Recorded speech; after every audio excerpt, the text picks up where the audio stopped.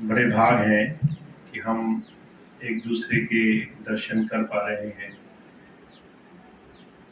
मुझे बड़ी खुशी है कि 10 वर्ष से भी ज़्यादा हो गए उसके बाद आप सब संगत के दर्शन करने का, मिलने का मुझे मौका मिल रहा है। गुरु पर्व का महीना है और गुरु के साथ जुड़ने का हर एक जीव का सिर्फ एक ही लक्ष्य होता है, एक ही ध्येय होता है कि वो अपने जीवन को अंतर से उस प्रभु धारा से जोड़ ले। और इसके लिए सिर्फ संत महापुरुष अलग अलग रूप में हमें उस रास्ते से जोड़ने के लिए आते हैं। कहा गया है, कलयुग में एक नाम अधारा, सुमिर सुमिर नर तरस पारा।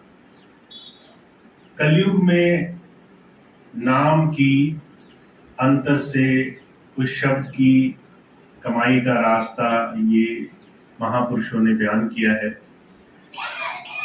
और वो नाम ही गुरु की सच्ची शक्ति है, उसकी सत्ता है। बहुत से लोग भरम जाते हैं बाहर संसारिक अलग अलग रूप रंगों में, पर गुरु वो है जो अंधकार का नाश करे, जो अंतर प्रीति जोड़ दे, प्रेम जोड़ दे, अंदर से जुड़ाव बना दे।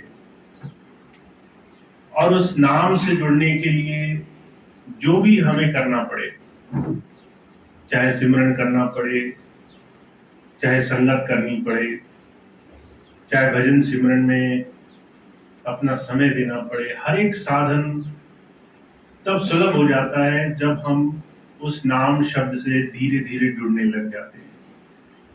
उससे पहले का रास्ता वो तब तक अधूरा है जब तक हमने अपनी कोशिश करके अंदर से जुड़ने का काम शुरू नहीं कर दिया।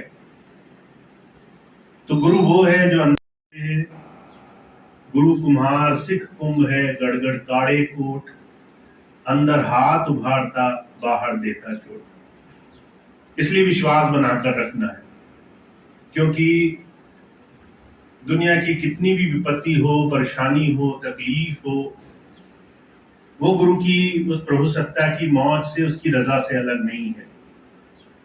मुझे याद है बहुत से लोग स्वामी जी के पास जाया करते थे, कहते थे स्वामी जी तकलीफ बहुत है, परेशानी बहुत है। और स्वामी जी बार बार यही कहते थे कि भाई संसार ये कर्म प्रधान पर रचा हुआ है, प्रारब्ध लिखे हैं हमारे, जो हमने संसार में जीते जी काटना है, वो हंसी खुशी कट जाए या तकलीफ में कट जाए, ये दोनों ही काम होने जरूर है। जब गुरु अंग संग है, बड़ी से बड़ी तकलीफ आसानी से कट जाती है।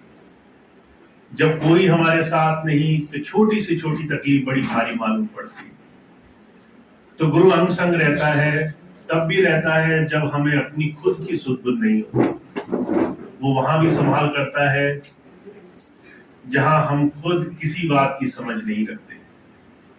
इसलिए विश्वास बनाकर रखना है, खूब याद जोड़कर रखनी है, प्रीत जमा कर रखनी है, गुरु के ध्यान में अपना मन लगा कर रखना है, क्योंकि यही एक डोर है जो आपको उस वक्त साथ निभाएगी जब आप अकेले होंगे, आप मदद मांगते होंगे। उस वक्त वही सत्ता आपके अंग संग होगी, बाकी दूसरे सब पीछे रहेंगे। तो इतनी प्रीति हो जाए हमारी, गुरु से ऐसी लगन लगे, प्रभु सत्ता से ऐसी लगन लगे, यही जीवन का हर दिन का लक्ष्य होना चाहिए। और सुबह शाम जो भी वक्त हमें मिले, इस प्रीति को, गुरु की याद को, गुरु के सिमरन को मन में बसाने के लिए वो करना हमारे जीवन का, हमारे समय का सबसे उपयोगी, सबसे जरूरी हिस्सा है। इसलिए मैं हमेशा एक ही बात कहता हूं, आप पे कुछ भी और ना हो, पर थोड़ी थोड़ी देर याद बना करके दुनिया का कोई काम शुरू करो।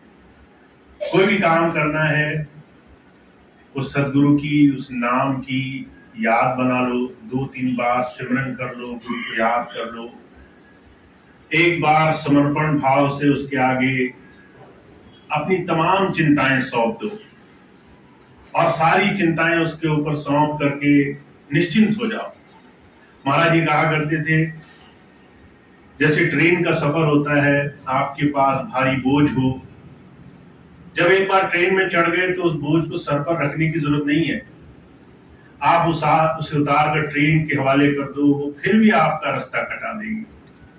बस फर्क इतना है, सारी चिंताओं का बोझ सर पर रखकर काटना है या गुरु के हवाले करके निश्चिंत होकर के काटना है।